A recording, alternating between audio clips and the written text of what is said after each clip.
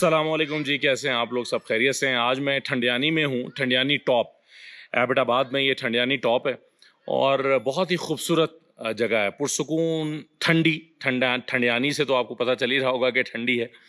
तो ठंडा मौसम है, अभी शाम हो रही है तो शाम के वक्त में ज़रा मौसम और ठंडा होता जा रहा है। कुछ ही देर में हमें जैकेट्स पहननी पड़ेंगी। इस्लामाबाद से ये जगह कोई 3.5 घंटे के फासले पर है। इस्लामाबाद से आप निकलते हैं, अम्बन मोटरवे पे आते हैं, जो पेशावर मोटरवे है, वहाँ से आप हज़ारा मोटरवे पे आ जाते हैं। हज़ारा मोटरवे पे आप आते हैं तो फिर आप हवेलियाँ के मकाम से नीचे उतर जाते हैं। हवेलियाँ के मकाम से उतरते हैं तो आप आते हैं एबटाबाद की तरफ, एबटाबाद शहर में पहुँच जाते हैं। एबटाबाद शहर में से आगे थोड़ा सा आके एक मरी रोड आता है, मरी रोड की तरफ आप मुड़ जाते हैं। जब मरी रोड की तरफ आप आ जाते हैं तो वहाँ से एक रास्ता, एक तो सीधा नथिया गली मरी की तरफ आ रहा है और दूसरा रास्ता जो है वो सीधा ऊपर चला जाता है ठंडियानी की तरफ।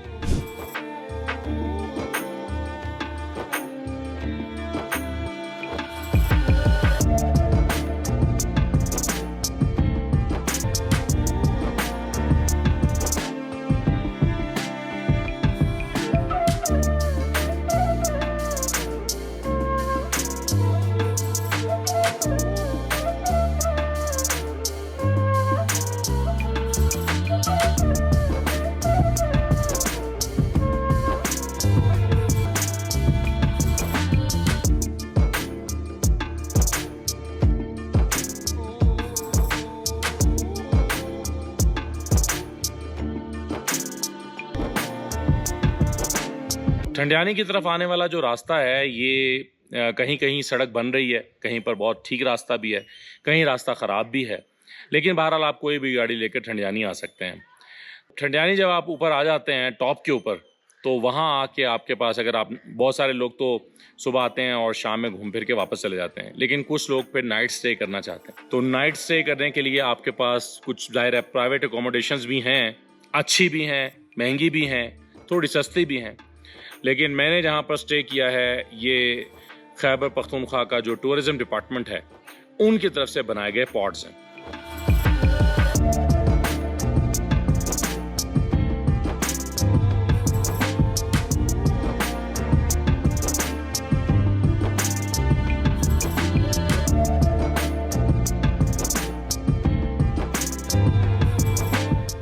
इसकी ख़ास बात यह है कि ये बड़ी पुरसुकून सी और मज़ेदार जगह पे बना हुआ है, जंगल के अंदर ये पॉड्स बने हुए हैं। अगरचे ये सिर्फ 10 पॉड्स हैं और इनमें से 4 एक पॉड्स हैं जहाँ जिनमें 4-4 बेड डले हुए हैं। इन पॉड्स का हमसे चार्ज किया गया है 10,000 रुपया, यानी एक पॉड 10,000 रुपये में पर नाइट के हिसाब से हमें मिला है। तो टूरिज़्म में अब एक चीज़ बहुत एक्सपेंसिव होती जा रही है और वो स्टे है, ख़ास तौर पर सीज़न में। आप गिलगित में चले जाएं, पूरे गिलगित बल्तिस्तान में कहीं पर तो 40-45 हज़ार रुपये का भी आपको कमरा मिलता है, जो कि बहुत लग्जरी नहीं होता, नॉर्मल लग्जरी कमरा, नॉर्मल अच्छा कमरा जिसे आप अच्छा कमरा कह सकते हैं, तो इतने में भी मिलते हैं, 35,000 रुपये में भी। तो उस हिसाब से 10,000 रुपये जो खैबर पख्तूनख्वा हुकूमत का जो टूरिज़्म डिपार्टमेंट है जिन्होंने ये जंगल के अंदर ये फैसिलिटी दी है, वो मेरा ख्याल है मुनासिब ही चार्ज कर रहे हैं और इसके एवज़ जो फैसिलिटीज़ आपको मिलती हैं वो भी मुनासिब हैं। यानी स्टे तो है ही है, फिर यहाँ पे एक छोटा सा किचन भी बना हुआ है, खाना पीना, पानी की फैसिलिटी, वॉशरूम साथ में, पॉड्स के साथ बाहर जो है वो पोर्टेबल वॉशरूम भी बने हुए हैं। तो कुल मिला के बड़ी अच्छी जगह है रहने के लिए, मुझे तो बड़ी अच्छी लगी। पहाड़ों पे आया हूँ तेरे लिए, मैं पहाड़ों पे आया हूँ तेरे लिए, तू किधर है छुपा मुझसे मिलने तो आ। ठंडियानी में 2-3 जगह घूमने के लिए, एक तो आप जब थोड़ा सा ट्रैक करके जाते हैं तो वहाँ पर एक गेस्ट हाउस है फॉरेस्ट वालों का, वहाँ से आप एक छोटा सा, पहले तो एक ट्रैक बना हुआ है और ट्रैक भी बड़ा प्रॉपरली मेंटेन्ड है, यानी टाइलें लगी हुई हैं और वो कोई 10-15 मिनट का वो ट्रैक है और उसके बाद फिर सीढ़ियाँ आ जाती हैं, सीढ़ियाँ भी ज़बरदस्त बनी हुई हैं। 120 सीढ़ियाँ जब आप चढ़ते हैं तो चढ़ने के बाद जो आपको बिल्डिंग नज़र आती है, यानी सीधा आप उस बिल्डिंग के अंदर चले जाते हैं, वो अंग्रेज़ के दौर की बनी हुई बिल्डिंग, यानी 100 साल से ज़्यादा पुरानी बिल्डिंग है और उसे अब शायद लीज पर दे दिया गया है। बहरहाल जिसे लीज पर दिया गया वो उसको एक गेस्ट हाउस के तौर पे या एक होटल के तौर पे चला रहा है और वहाँ पर जो है वो कोई 10 के करीब कमरे हैं जहाँ पर आप रात को स्टे भी कर सकते हैं। लेकिन अदरवाइज़ ये जगह जो है ये बड़ा अच्छा एक ऐसा ग्रीन व्यू पॉइंट है जहाँ से आप दाएं बाएं यानी चारों तरफ जंगल है और उस जंगल में बना हुआ ये 100 साल पुरानी बिल्डिंग है जिसे अच्छे तरीके से मेंटेन किया गया है। तो ये सीढ़ियाँ चढ़ के आप ऊपर पहुँचते हैं और फिर वापस आप यहाँ से कुछ देर गुजार के वापस नीचे आ जाते हैं। तो मैं पहाड़ों पे आया हूँ तेरे लिए, मुझसे मिलने तो आ, मुझसे मिलने तो आ, मुझसे मिलने तो आ। यहाँ पे 120 स्टेयर्स हैं और ये उसके बाद एक व्यू पॉइंट आता है, वहाँ पे हम लोग जाके रुकेंगे। गेस्ट हाउस सा बना हुआ है, वहाँ पे हम लोग व्यू पॉइंट देखेंगे। आपको पता है वो कितनी पुरानी बिल्डिंग है? 120 साल 120 साल पुरानी बिल्डिंग है। अब लेकिन जाके पता चलेगा कि वहाँ पर कैसा व्यू पॉइंट है। ठीक है। और ये कितनी स्टेयर्स हैं? 120।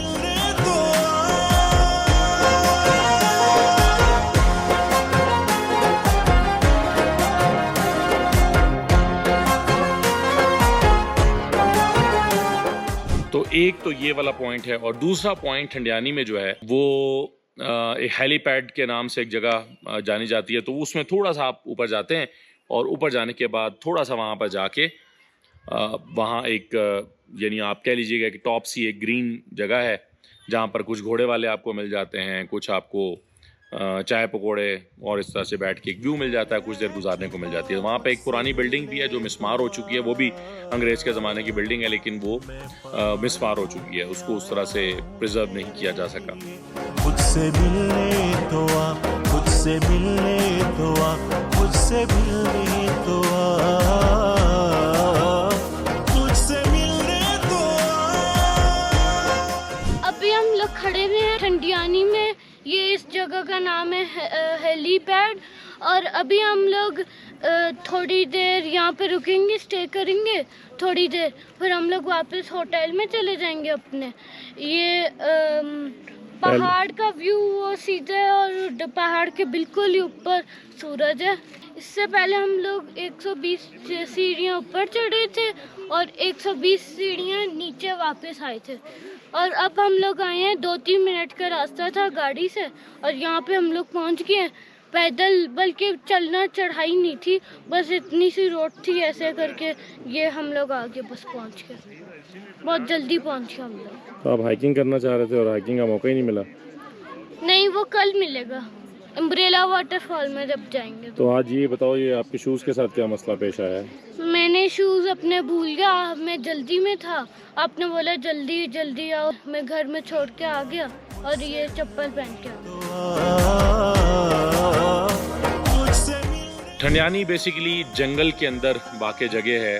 आप जब यहाँ पर पहुँच रहे होते हैं, जिस जगह पर मैं स्टे कर रहा हूँ, यहाँ पर आने के लिए आप जंगल के अंदर से होकर आते हैं। यानी बड़ा खूबसूरत पुरसुकून सा रास्ता है। पहले आप वो जो ऊपर ठंडियानी की तरफ आ रहे होते हैं तो ठंडियानी से अंदर की तरफ एक रास्ता निकलता है, जंगल के अंदर आता है, वो कच्चा ट्रैक है और वहाँ से आप थोड़ा अंदर आ जाते हैं। अंदर आने के बाद ये जंगल के अंदर बनी हुई जगह है।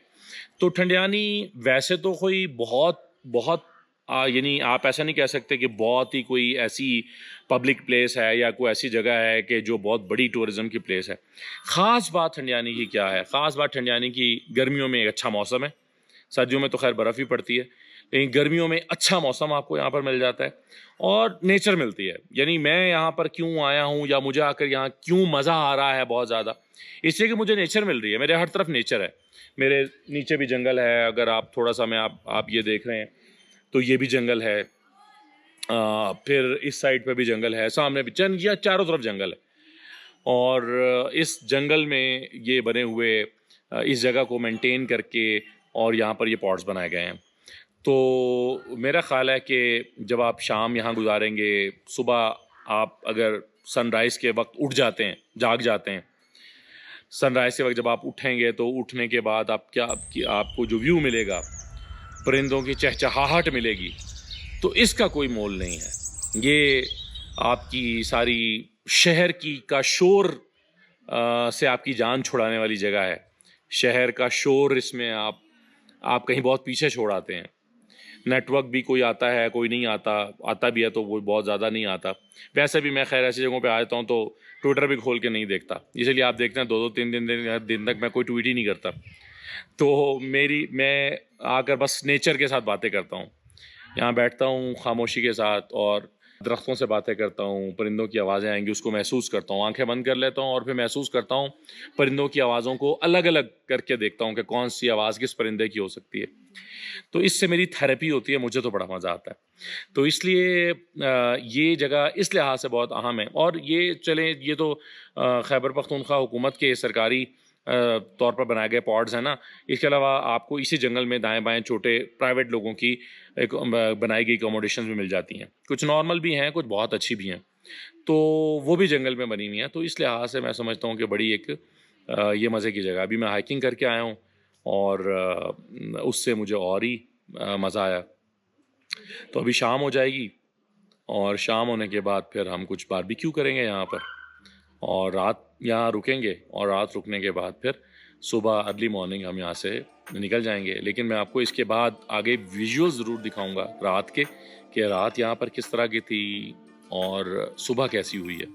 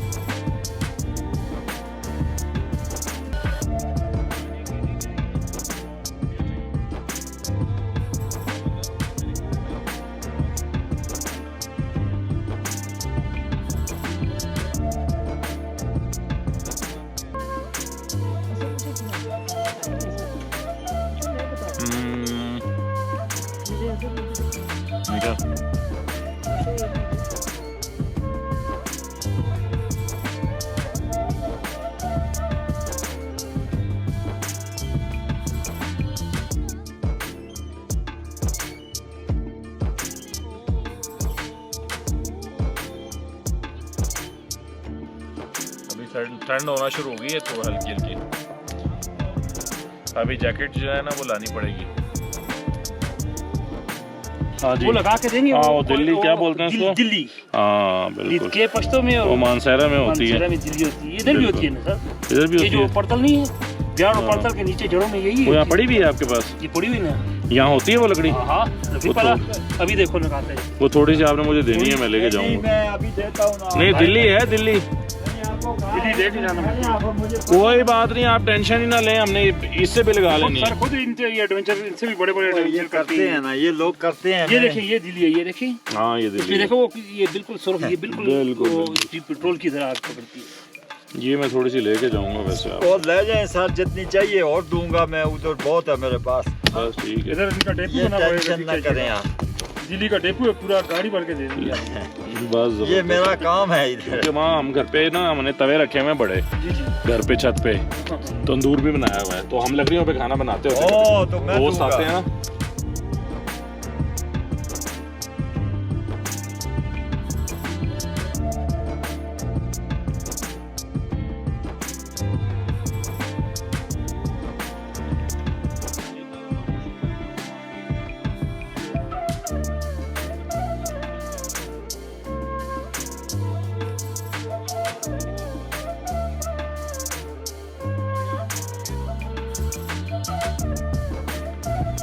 गोले रेडी हैं, सीखें पकड़ लो और जिस जिसने खाना है अपनी अपनी सीख तैयार कर ले। मेरी कोई जिम्मेदारी, मैंने अपनी सीख तैयार करके निकल जाना है यहाँ से क्योंकि इधर चीते शेरों का बहुत जोर है। कोई पता नहीं 8 बजे के बाद चीते निकल आते हैं इस इलाके में।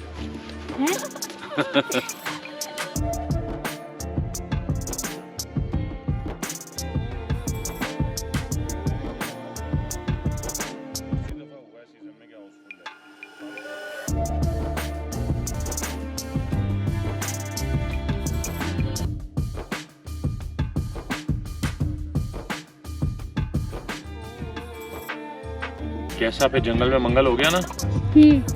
और जंगल में तिक्के मजे के बनेंगे। मजे के बनेंगे? मैं बनाऊंगा अभी। अच्छा ठीक है, जब आप परमिशन दे देंगे मुझे। नींद तारीख सा माहौल है दरकार मुझे, ऐसा माहौल जहां आंख लगे डर न लगे।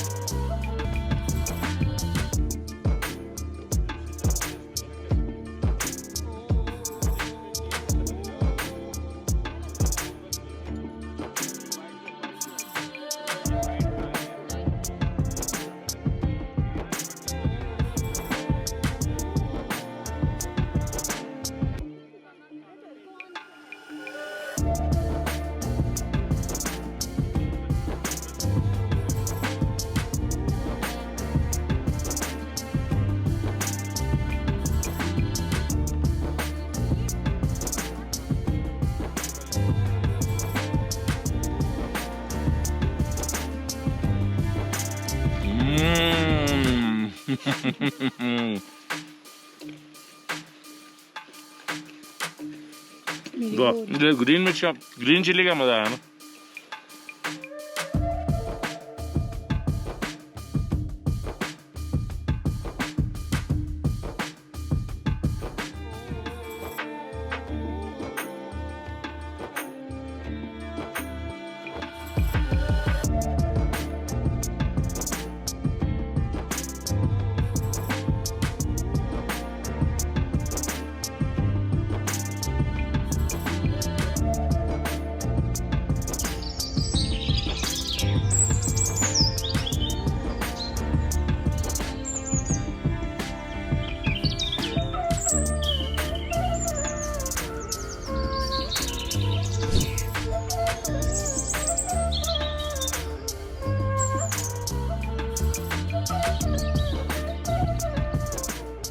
अच्छा जी, मेरे साथ रफ़ीक साहब हैं, जो ये जो जगह है पॉड्स बने हुए हैं, इसकी 1 मैन आर्मी है। नहीं जी, 1 मैन आर्मी है, कुक तो है ही, वैसे 1 मैन आर्मी है। हाँ जी, यहाँ पे रफ़ीक साहब किचन भी देखते हैं, खाने पीने का सबका ख्याल रखते हैं। इसके अलावा आप कोई मसला लेकर रफ़ीक साहब के पास आएंगे, मसला हल कर देते हैं। रफ़ीक साहब 12 साल पहले जब आज़म खान प्रिंसिपल सेक्रेटरी थे, उस वक्त ये पॉड्स यहाँ पर बनाए गए थे खैबर पख्तूनख्वा के ठंडियानी के मकाम पे। और उस दिन से, जिस दिन आकर पहले यहाँ पे सर्वे हुआ था, उस दिन से रफ़ीक साहब इधर मौजूद हैं और 12 साल से हैं। तो रफ़ीक साहब के थोड़े बहुत शिकवे भी हैं। रफ़ीक साहब का शिकवा एक ये है कि बाकी जो इनके साथ लोग थे, मुलाजिम थे, वो परमानेंट हो गए, लेकिन रफ़ीक साहब की जो है वो ना सिर्फ ये कि परमानेंट नहीं हुए, बल्कि और दूसरा इनका मसला ये है कि इनको सैलरी भी 3 महीने से नहीं मिली। तो अब मैंने देखा कि सबसे ज़्यादा स्टाफ में मुतहरिक जो शख्स है वो यहाँ पर रफ़ीक साहब हैं। हर मेहमान का ख्याल रखना, उसको पूछना, उसको उसके बारे में, उसको कोई मसला है उसको वो मसला हल करना। लेकिन ये मुझे बड़ा अफसोस हुआ कि इनको सैलरी क्यों नहीं मिल रही। तो रफ़ीक साहब, एक तो ये बताएं कि ये निज़ाम सारा आप कैसे चलाते हैं, क्या करते हैं? सर बस ये तो इंसान है, अपने दिमाग से एक अल्लाह की कुदरत होती है। हाँ। कि इंसान जिस तरह दिमाग इस्तेमाल करता है इसी तरह से होता है। ठीक है। तो बाकी ये मैं कुछ भी नहीं कहता, लेकिन एक सवाल है मेरा। जी जी। मेरा सवाल हमारी KPK में मैं तकरीबन ये चौथी बार आ रहा है, यानी कि MPA MNA। हाँ, कलेक्शन चौथी सी 3 हुकूमतें बन गई हैं पीछे की। तो ये चौथी बार होगी ना आगे चौथी बार तो होगी। मैं यहाँ तक हम चलो जी पहले मियाँ साहब के साथ उधर बड़े अले गुले हमारे पूर्वी पाकिस्तान में इस तरह से थे। अभी खान साहब ने ये हमें दिए थे कुछ कैंपिंग पॉट वगैरह और भी काफी जगहों पे बनवाए थे सर लेकिन बात ये इतनी सी है कि ये बस मुख्तसर और शॉर्टकट है सर। ये ठेकेदारी निज़ाम से हमें कम से कम हम तो मतलब अदारों का मतलब एहतराम करते हैं, अदारों की मतलब ड्यूटी करना जानते हैं। और ये ठेकेदारों के आगे हमें ये देखें ना अभी पता है इनका ना कुछ है, ना तनख्वाह दी है, ना का नहीं। ये अब ये पॉट जो है सारे ठेकेदारों को दे दिए, ठेकेदार को दे दिए। सुना है मैंने, देखा नहीं है मैंने। अच्छा। कुछ भी। तो अभी ना 3 माह हो गए हैं, ना कोई तनख्वाह मिली है सर। आप खुद सोच लें, अभी मेरे छोटे छोटे बच्चे हैं, मैं किधर जाऊँ? मेरा इंचार्ज है, उनसे पूछें जरा कि ये किस तरह ड्यूटी करता है। मैं तकरीबन 12 साल हो गए एबटाबाद से आगे किसी शहर में नहीं गया। क्यों? मेरी ड्यूटी लांग है यहाँ। सर्दियों में भी मैं ही हूँ, गर्मियों में भी। अच्छा। और फिर भी अगर इस तरह से देखो तो ये तो हाँ, ये तो आप बड़ी जाती की बात है। आप ये तो आप ठीक कह रहे हैं। सोच लें सर। तो मैं क्या करूं? लेकिन मेरी ये कोशिश है कि ये अगर 12 साल अगर इस तरह से हैं, अगर थोड़ा सा मेंटेनिंग इसको दे दें, ये 12 साल और गुजार सकते हैं। थोड़ा सा इसको मेंटेन कर दें, थोड़ा सा इसे इनको मेंटेन कर दें। तो बाकी ये है कि ये अदारे, ये जो चीज़ें इनके अपने दफ्तर, ये कारोबार है, ये अदारे अपने पास रखें, इनको फ़ायदा होता है। अदारों को फ़ायदा होता है। ठेकेदारी निज़ाम तो एक वो तो कमा कर अपना ले जाएगा। इसीलिए तो देखे ना, ये मैंने तो सुना है, मैं तो एक पढ़ा लिखा है इतना नहीं, लेकिन लोग अच्छा। वैसे मेरा नहीं ख्याल कि ये ठेकेदारों को दे दिया है। मेरा ख्याल है कि टूरिज्म डिपार्टमेंट इसको भी खुद ही चला रहा है सर। वो अलग बात है कि इस पे कोई तवज्जो नहीं है। वैसे मैं इसको कंफर्म कर लूंगा आपकी बात पे, लेकिन बैद साहब हैं, नाम मैंने सुना हुआ है, बैद साहब। अच्छा। आए हैं एक दफे। अच्छा। सिर्फ उन्होंने यहाँ पे वो मतलब सामान की एंट्री लेकर वो चले गए। अच्छा। नहीं आए। चलें, तो रफीक साहब, आप खान साहब के बारे में आप रात मुझे कुछ बातें कह रहे थे। सर उनके बारे में यही कि ये उनकी जगह बनी हुई है। अगर कोई भी आए, मसलन देखें अगर मियाँ साहब आए, उन्होंने अच्छे काम किए, उनको जारी रखो। इसी तरह ये अगर कोई अच्छा काम हो गया तो इसको भी कम से कम जारी रखो, इसका भी कोई ख्याल करो। सारे नाम तो उन्हीं का चलता है कि सब लोग खा रहे हैं, मेरे समेत खा रहे हैं। नाम तो उसी का है ना, खान का ही नाम है ना। KPK में सारा खान का ही नाम। तो फिर कम से कम उनकी ये अपने लिए अपनी खातर ये कोई जगह, इसका भी ख्याल रख लो सर। मेरा तो ये कहने का खान से मोहब्बत करते हो तो खान की चीजों से भी मोहब्बत करो, ये कहने का मतलब। जिसका भी हो, मसलन जिस तरह से भी हो, तो उसके अगर एक आदमी है, इंसान से एक अगर मोहब्बत, तो फिर उसकी चीज से भी मोहब्बत कर लो। ये भी उसकी भी नहीं है, ये सारे पाकिस्तान की है, पूरे पाकिस्तान की है। ये किसी एक आदमी की है भी नहीं है। चलें, किसी एक आदमी लें जी। ये रफीक साहब की बातें भी हैं, शिकवे भी हैं। रफीक साहब मुझे बता रहे थे कि सारा सफाई का इंतज़ाम, और बड़ी अच्छी बात है कि यहाँ पे कचरा का दिखाई नहीं देता। तो रफीक साहब मुझे कह रहे थे कि ये ख्याल रखते हैं कि कचरा जमा ना हो, उसको ठिकाने लगाते हैं और यहाँ सफाई सुथराई का भी इंतज़ाम करते हैं, क्योंकि वो समझते हैं कि अगर ये जगह है तो लोग आ रहे हैं, साफ़ सुथरी है तो लोग आएंगे, और लोग आएंगे तो रिस्क लगा हुआ है सबका। तो रफ़ीक साहब की बातें बहुत अच्छी हैं, ज़बरदस्त हैं, इंसान भी बहुत अच्छे हैं। तो रफ़ीक साहब, हम आपकी आवाज़ पहुँचाने की कोशिश करते हैं। अल्लाह करे कि आपका ये जो, क्योंकि काम करते हैं मेहनत से और तनख्वाह ना मिले तो ये बड़ी ज़्यादती की बात है। बस ये देख लें सर जी, फिर मेरे साथ किसी दफ्तर वाले ने, किसी ने कोई रब्ता नहीं किया, इतना भी नहीं कहा कि यार चलो तुम्हें कोई परेशानी है, 12 साल हमारे साथ तुम रहे हो, हमारे मतलब है कहने के मुताबिक तुम अपनी ड्यूटी भी सर अंजाम देते रहे हो, लेकिन जाते हुए उन्होंने कुछ पूछा भी नहीं। एक साहब मेरे आए हैं इधर, उन्होंने यही कहा है कि अब तो हमसे तुम चले गए हो ठेकेदार के पास, अब तुम्हें ठेकेदार तनख्वाह दे। अच्छा, चले, मैं इस बारे में पूरी मालूमात लूँगा रफ़ीक साहब, और मैं वादा नहीं करता, मैं पूरी कोशिश करूँगा कि आपका ये मसला हल हो इंशाल्लाह।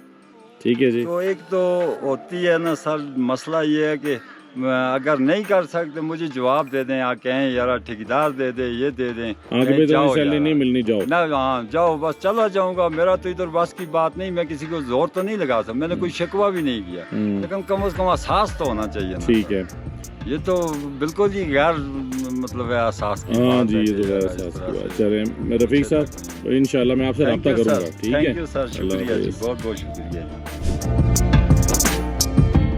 तो एक रात गुजारने के बाद हम यहाँ से फिर चले जाएंगे कल एबटाबाद में ही एक कमरेला वाटरफॉल है, बहुत ही खूबसूरत जगह है, पहले मैं 2 मरतबा जा चुका हूँ। तो एक मरतबा फिर जाऊंगा, क्योंकि वो बहुत ही मज़े की जगह है। तो उसको फिर आपको अलग व्लॉग में दिखाऊंगा।